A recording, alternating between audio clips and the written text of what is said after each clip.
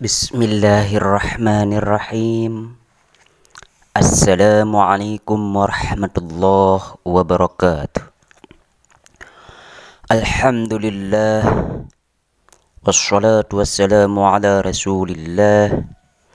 Amma ba'd. Ayuhan nas yang dirahmati Allah. Kesempatan kali ini saya akan menyampaikan bab ke-8 dari kitab Daqaiqul Akhbar yang menjelaskan cara syaitan menghilangkan iman, yakni pada saat kita syakaratul maut. Ayuhan nas rahimakumullah. Dalam sebuah riwayat diceritakan bunyi dari kitab ini, yakni sesungguhnya syaitan laknatullah mendatangi dan duduk di atas kepala seorang hamba yang sedang menghadapi syakaratul maut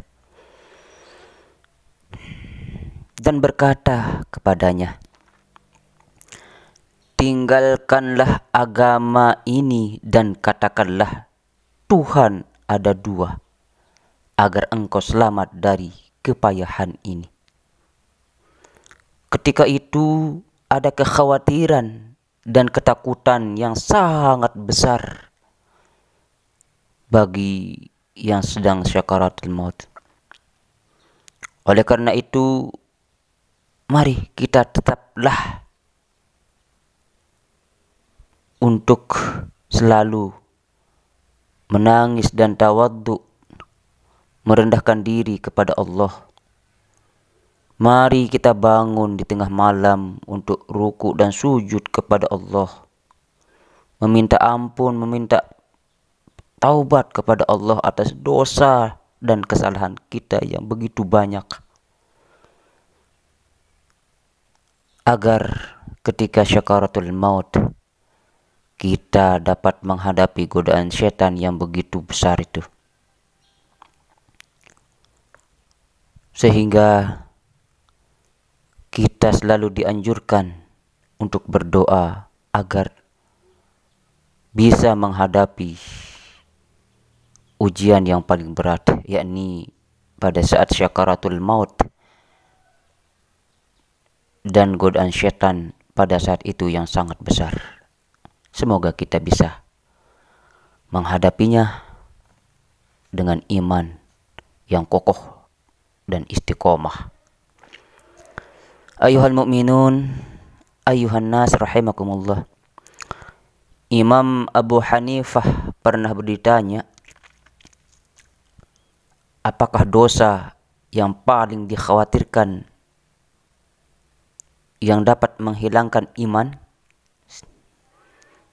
Imam Abu Hanifah menjawab, yang paling besar dosanya adalah orang yang meninggalkan syukur atas iman, meninggalkan takut mati, dan berbuat zalim terhadap sesama.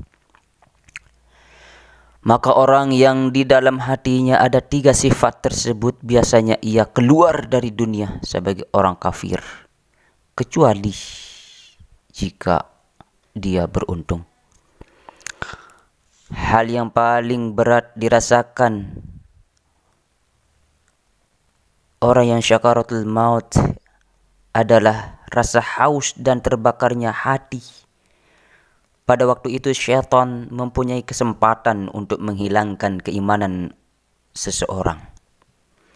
Karena itu sangat hausnya pada waktu itu syaitan datang padanya dengan membawa tempat air dari es yang sangat sejuk dan dingin, dan menggerak-gerakkannya di hadapan orang yang syakaratul maut tersebut.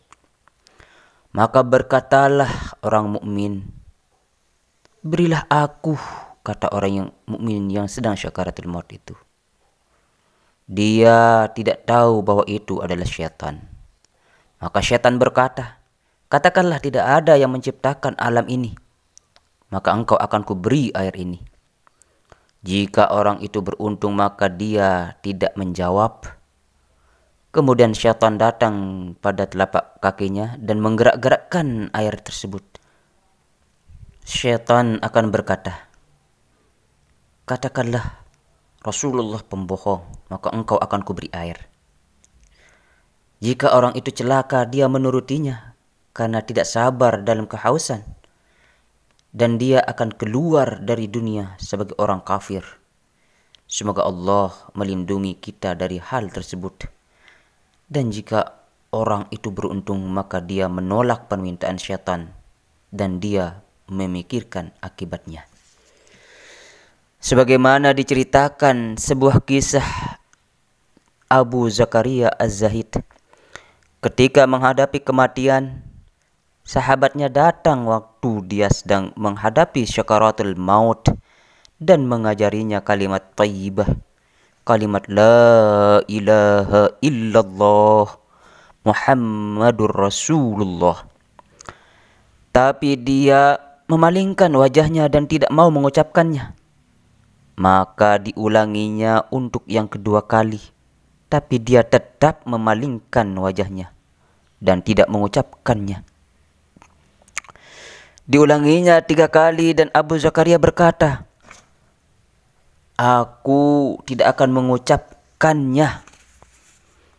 Maka dia pun pingsan di depan teman-temannya, di depan sahabat-sahabatnya, di depan handai tolan yang berada di samping dan di sisinya.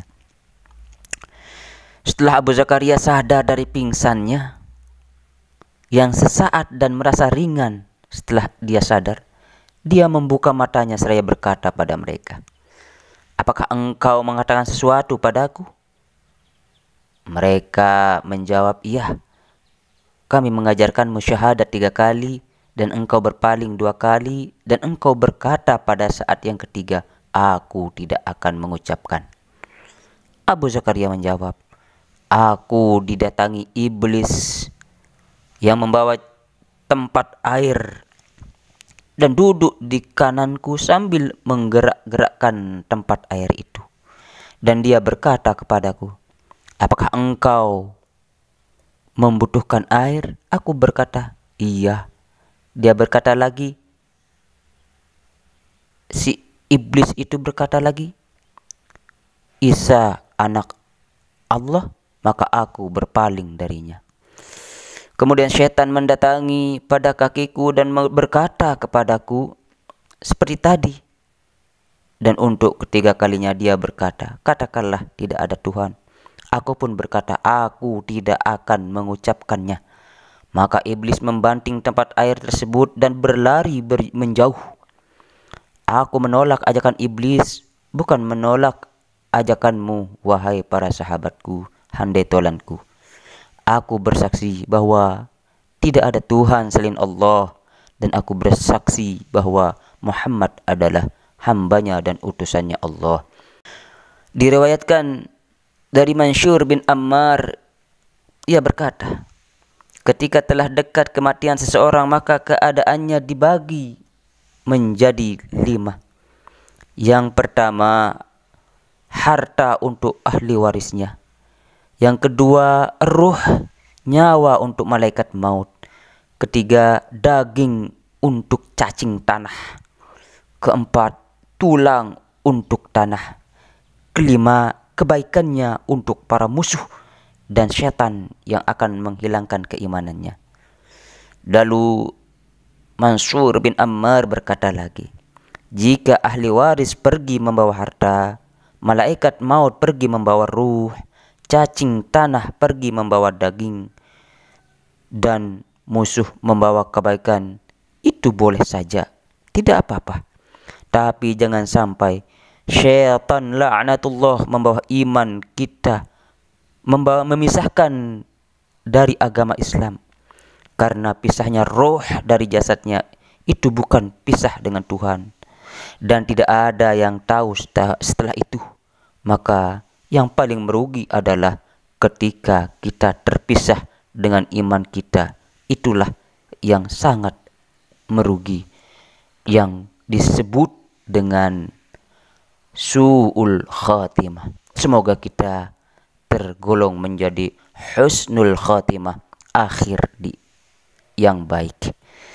Inilah isi dari kitab Daqaiqul Akhbar bab 8, yakni yang menjelaskan cara trik-intrik setan untuk menghilangkan keimanan kita pada akhir kehidupan kita. Mudah-mudahan kita selalu dilindungi oleh Allah Subhanahu wa taala. Mari kita merenungi kehidupan kini yang begitu singkat. Semoga apa yang saya sampaikan bermanfaat. Wallahu a'lam. Wassalamualaikum warahmatullahi wabarakatuh.